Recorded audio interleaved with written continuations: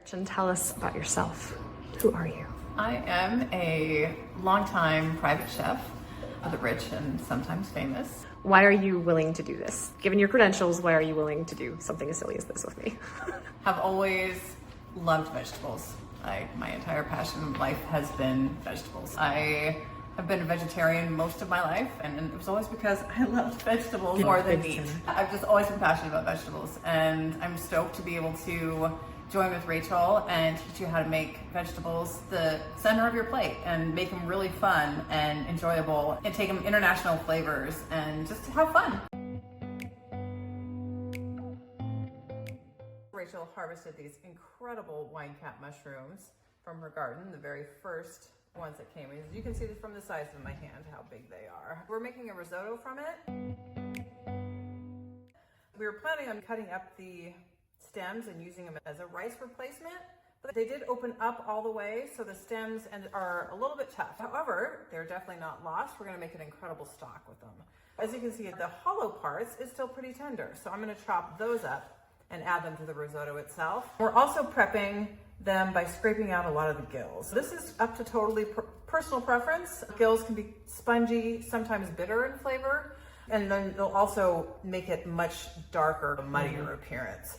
So similar to a portobello in this stage, chefs would typically scrape the gills. You could put a few in your stock if you want it a little bit darker, or just add them to your compost bin. I also want to do a quick demo of removing the gills. And you can see it, I didn't do it all perfectly, but there's enough off, that it won't impact the flavor or texture or color all that much. The best way to do it is with a spoon. If you have a grapefruit spoon and it's already serrated, that's even better.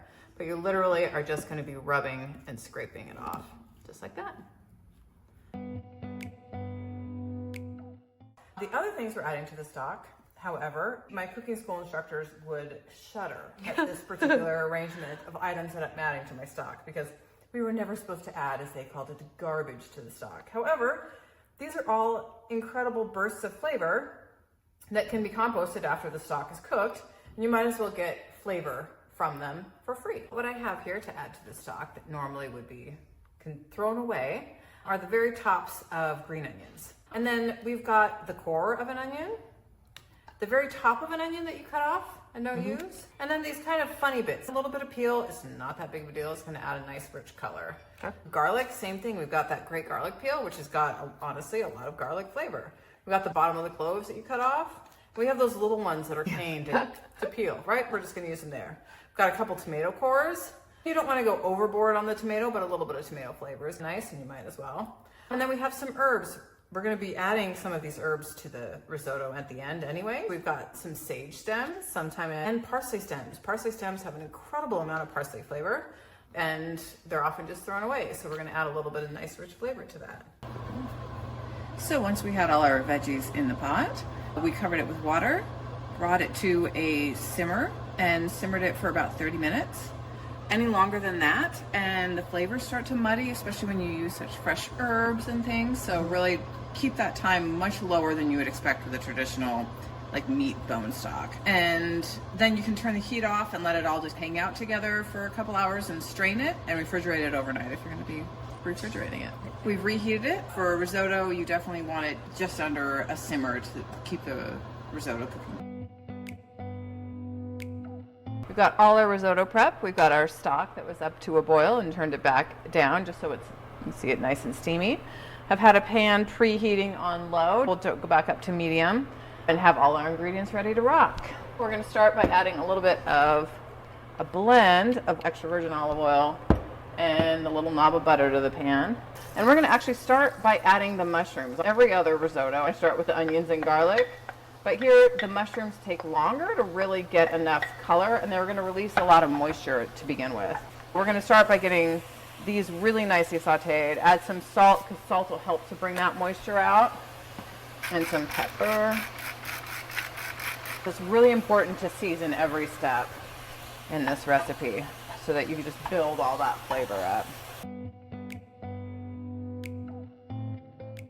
You'll notice I cut these mushrooms very small Same with onions. In traditional Italian risotto, nothing is larger than the size of the grain of rice. This is made more classic. Granted, these are a little bit bigger, but you see the mushrooms shrink down a lot, the onions shrink down. It's fun to top it, like if you're making a shrimp or a seafood risotto with some whole shrimp. But otherwise, traditionally in an Italian risotto, nothing's bigger than the rice. All right, so as you can see, all of that moisture that was released has begun to evaporate.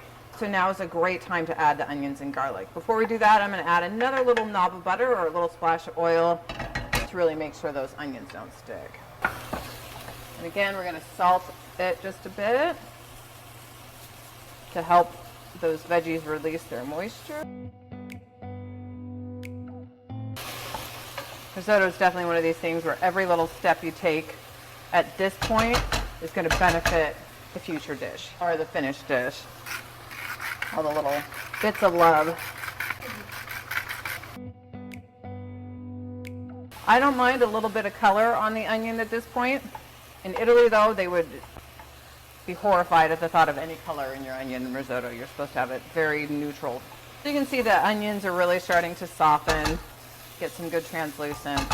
Now we're going to add some chopped sage and some thyme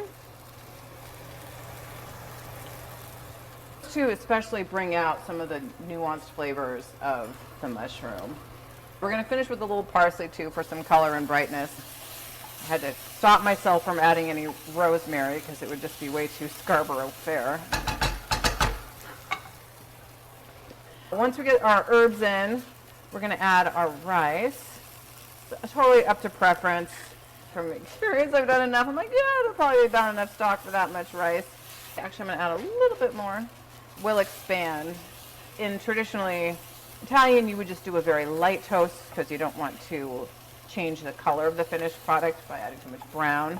But this step is really key. This helps to develop each flavor of the grain, just adds another depth. And it's a really nice complement to the toastiness of the mushroom. I'm just turning the pan down a little bit for the next step so that it doesn't all evaporate on us real fast.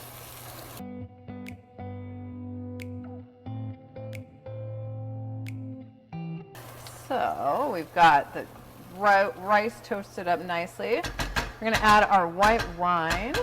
And in this case, mushrooms, you can really go either way. There is a traditionally white wine, but there's also a red wine risotto, which is done in Italy, which can be fantastic, especially if you're doing a meat dish or something. But white wine is really nice if it's going to stand on its own as an appetizer. Definitely use whatever wine you got open as long as it's not corked or acidic or gone to vinegar. This particular blend, the Chenin Blanc Viognier, is an awesome blend because you've got the really crispness of the Chenin Blanc, which will add the acid, and the Viognier, which will add a little bit of sweetness. So we add a nice splash. That'll be the first cooking liquid we add. If you have a Sauvignon Blanc, which is going to be a lot just crisper, I would add either a teaspoon of maple syrup to add a little depth of sweetness, or even like a splash of Marsala wine, something to add a little bit of sweetness to it because the mushrooms really complement just the tiniest touch of sugar, which the Viognier adds in this case. Our wine teacher at school said there's two types of wine, wines you like and wines you don't. All right, so you'll see I'm stirring it occasionally until that liquid just about evaporates, which is pretty close to now. And then we'll add some of this lovely mushroom stock that we made earlier.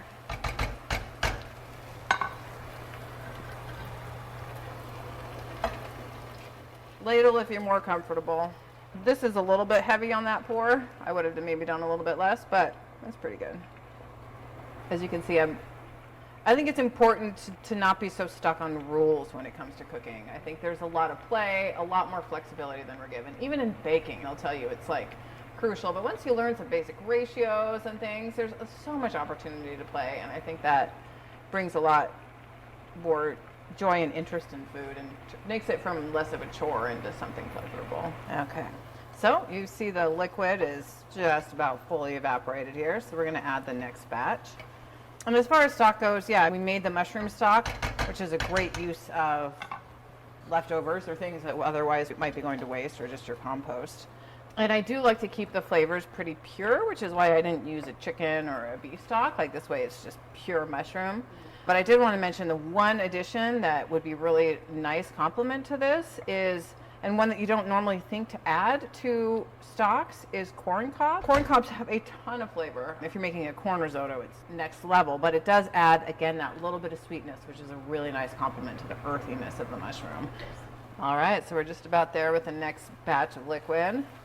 Stirring occasionally. You really don't need to stir it all the time, but come in and give it a good stir once in a while.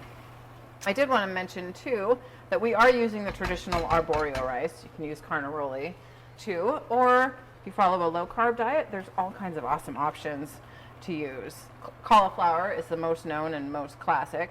But Rachel and I were looking up because we had those mushroom stems and we were wondering, hey, can you use those as your rice replacement? If they were tender all the way through, we definitely could have chopped those up and used those instead of rice. Or to replace half the rice or something if you're looking for just reduced carb. Interestingly too, I discovered that you can use hemp seeds as a rice type replacement, which would add a ton of omegas, really healthy fiber, and some good fats. Now, if you're in Italy, they would probably serve it at this point.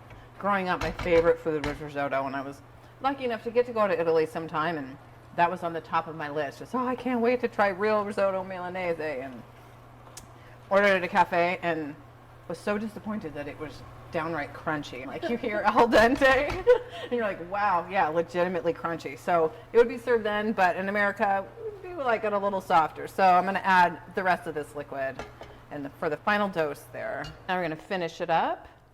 In Italy, definitely they add a last little knob of butter. We're gonna add a hearty amount of cheese and a nice pinch of parsley. Plus a little pepper.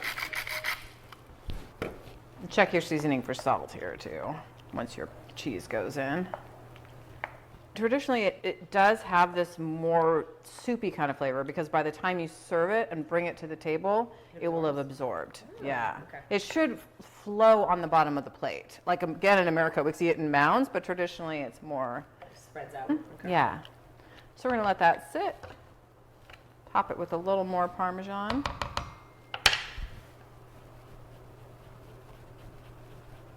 Sprinkle of parsley, and you're good to go. I'll do a little glorious pan over of this pan. Ready? Yeah.